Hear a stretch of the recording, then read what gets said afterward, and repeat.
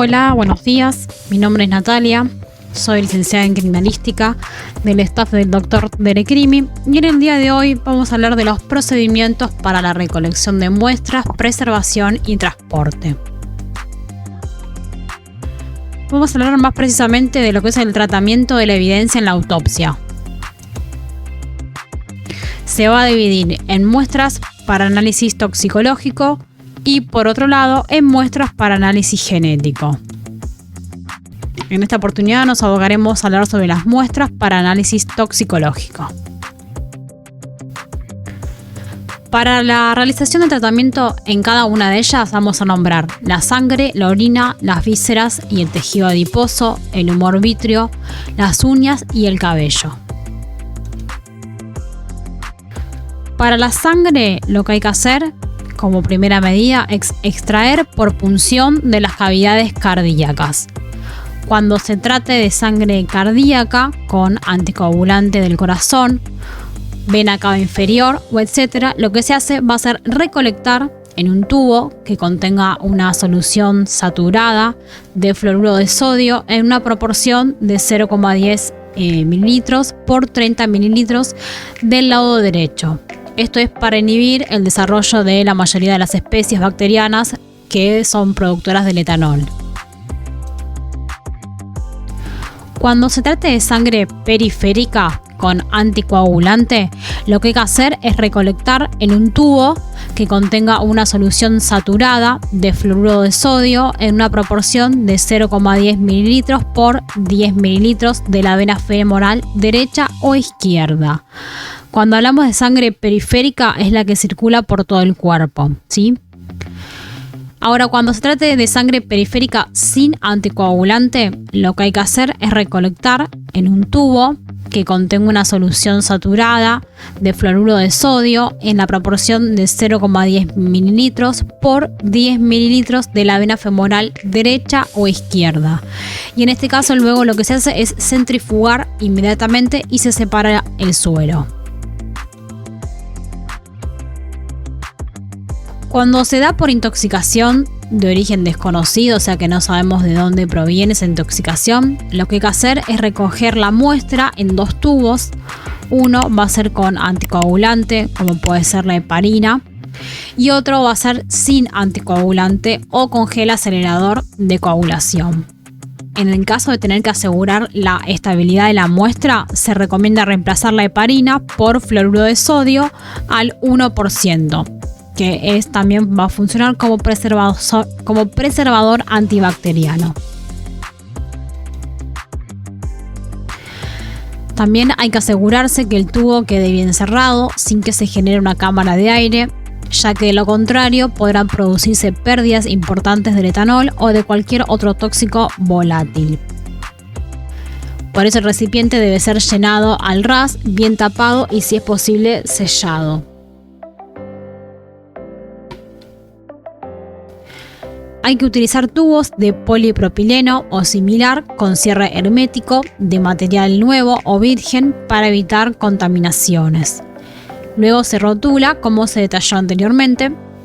Se conserva la muestra en heladera a una temperatura de 4 grados centígrados por 2 semanas como tiempo máximo. En cuanto a la orina, esta va a ser una muestra más abundante, va a ser de fácil de recolección y de fácil conservación, pero hay que tener la prevención de no utilizar conservantes. Este tipo de muestras sirven para realizar lo que se dice un screening, que es una prueba diagnóstica. Esto se da en el caso de no conocer el origen de la intoxicación. La concentración del analito puede ser mayor que en la sangre y en general la orina suele estar exenta de proteínas, con lo cual se va a tener menos tipo de interferencias.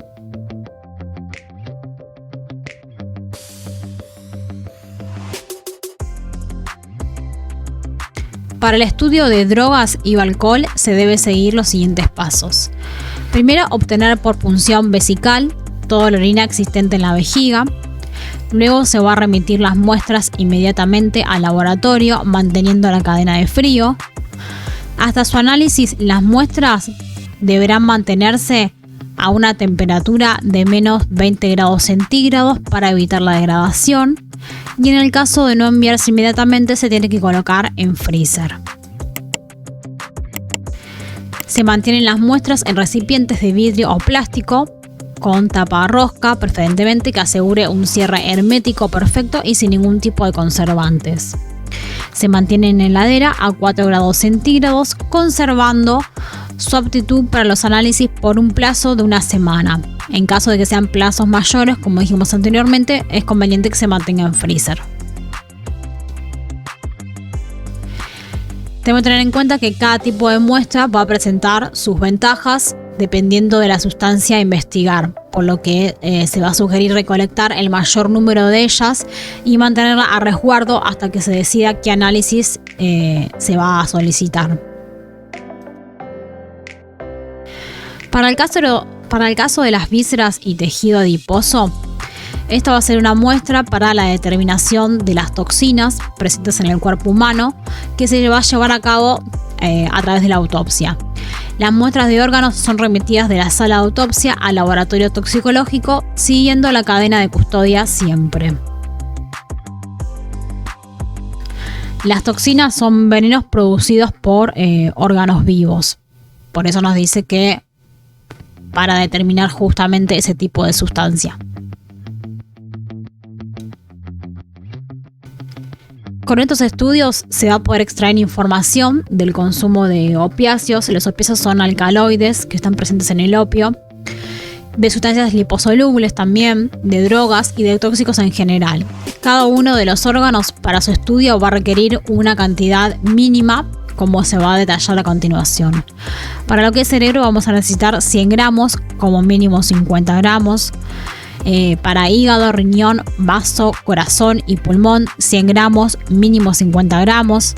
Para contenido de la vesícula biliar, también vamos a necesitar contenido del estómago, tejido adiposo subcutáneo y o visceral, 100 gramos, como mínimo 50 gramos.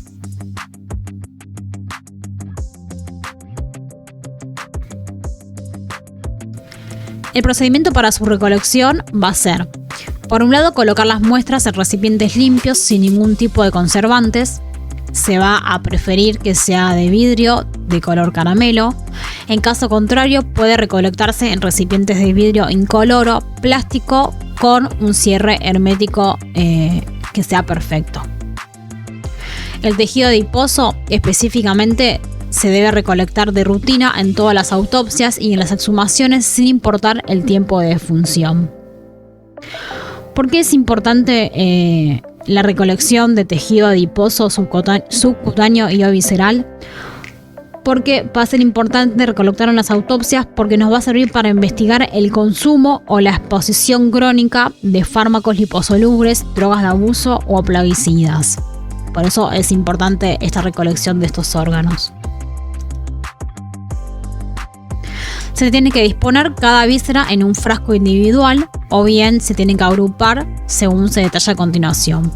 En recipiente 1 vamos a tener cerebro, en recipiente 2 hígado, riñón y vaso, recipiente 3 pulmón y corazón, recipiente 4 estómago y su contenido, recipiente 5 vesícula biliar y su contenido y recipiente 6 tejido adiposo. Se tiene que rotular cada recipiente y se almacena en freezer a una temperatura de menos 20 grados centígrados. En caso contrario, se conserva en heladera a 4 grados centígrados hasta el momento de su envío al laboratorio. Se tiene que recolectar el tejido adiposo en recipientes con cierre hermético, en lo posible con tapa rosca o asegurar con cinta de papel y no agregar ningún tipo de conservante. Se mantiene refrigerado a una temperatura de 4 grados centígrados y se asegura que se mantenga la cadena de frío hasta su llegada al laboratorio. En cuanto al contenido estomacal y o la bilis, lo que se debe hacer es recolectar todo lo disponible, o sea, todo lo que se pueda recolectar.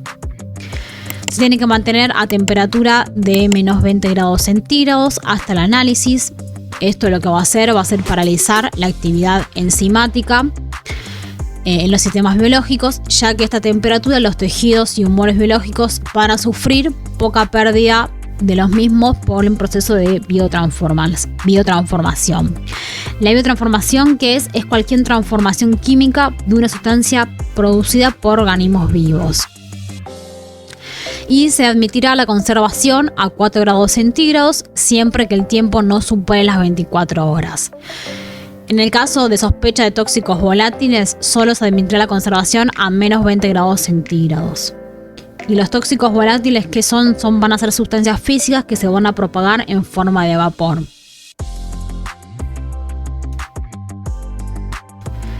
Se envían las muestras de los órganos como se detalla. Contenido de la vesícula biliar, el contenido del estómago, el cerebro, el pulmón, el riñón, el hígado. Estos son órganos que se tienen que enviar como mínimo. En casos particulares va a quedar a criterio del profesional actuante si se podrán agregar otro tipo de muestras. Luego se embalan las muestras en recipientes apropiados para conservar el frío, asegurando que dentro de la caja de transporte no sufran roturas durante el traslado al laboratorio. Las características para que los recipientes sean adecuados tienen que ser recipientes estériles, sin agregado de sustancias para preservación u otro tipo de motivo, y un recipiente para cada órgano. Tienen que ser recipientes de plástico o frascos de vidrio color caramelo que sean apropiadas para las sustancias que se conozcan como fotosensibles. El tamaño va a estar en relación con la muestra que yo voy a colocar, evitando la posible existencia de cámaras de aire. El cierre debe ser un cierre hermético. Si no es posible, se sella con parafina y no deben usarse tapas de papel, algodón o cartón.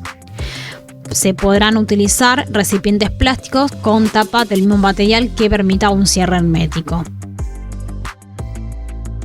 Se tiene que respetar la cadena de frío durante el envío y nunca conservar en formol muestras destinadas al análisis químico, toxicológico o genético, ya que puede degradar la muestra del formol. Para el caso del humor vítreo, se va a tomar este tipo de muestras cuando no se dispone de sangre o esta se encuentra muy degradada como consecuencia de los fenómenos putrefactivos. Los fenómenos putrefactivos vienen de la putrefacción, que este va a ser un proceso de fermentación pútrida de origen bacteriano. ¿Y qué es el humor vítreo? El humor vítreo es un líquido gelatinoso y transparente que va a rellenar el espacio que se encuentra entre la superficie interna de la retina y la cara posterior del cristalino. Este va a ser más denso que el humor acuoso, el cual se va a encontrar en el espacio que existe entre el cristalino y la córnea. Entonces, esta va a ser una extracción que deberá hacerse en la mesa de autopsia cuando el cadáver ya ha sido transportado al laboratorio o a la morgue forense. Y se deben seguir los siguientes pasos. Se tiene que obtener todo el humor vítreo de ambos ojos por punción con aguja y jeringa estéril o resecando completamente el globo ocular. Muchas veces se va a remitir el humor acuoso y no el humor vítreo, ya que la densidad de este último hace dificultosa la extracción, por lo tanto debe ponerse atención cuando se envía este tipo de matriz. No hay que utilizar conservantes y para la determinación de lo que es potasio es para justamente determinar la hora de la muerte y la muestra no debe estar en este caso hemolizada. ¿Qué significa que la muestra no debe estar hemolizada? El término hemólisis quiere decir descomposición de la sangre y se va a referir a la pérdida de la integridad de la membrana de los eritrocitos, y justamente la interferencia por la hemólisis es la principal causa del rechazo de las muestras. Se tiene que colocar en tubos de vidrio o plástico de capacidad adecuada, provistos de una tapa que aseguren un cierre hermético perfecto y sin ningún tipo de conservantes. Se tienen que llenar los tubos hasta el tope de su capacidad sin que quede cámara de aire. Esto va a evitar pérdidas importantes e irreparables de tóxicos volátiles, particularmente va a ser del etanol. Luego se tiene que rotular y almacenar inmediatamente en heladera a una temperatura de 4 grados centígrados hasta su envío al laboratorio de toxicología por un periodo máximo de 2 semanas.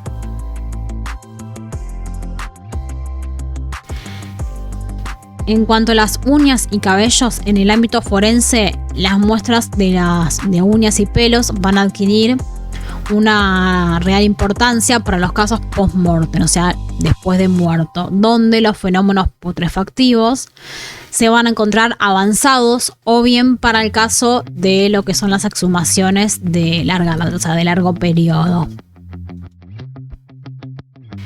El procedimiento de la recolección de las uñas debe realizarse del siguiente modo. Se tienen que cortar del extremo distal libre de todas las uñas de las manos y los pies posibles y se colocan las mismas en sobre papel de tamaño adecuado, o sea, va a ser pequeño, y vamos a colocar las uñas de las manos y de los pies. ¿Qué es el extremo distal? Para que entendamos, son las partes del cuerpo que se encuentran alejadas del centro.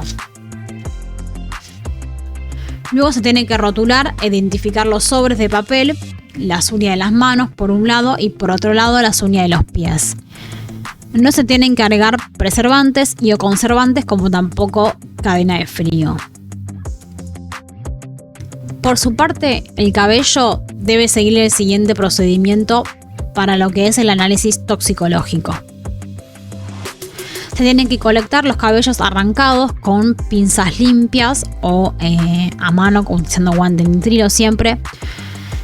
Y se tienen que reunir cabellos de cada región, aproximadamente entre 300 a 400 miligramos.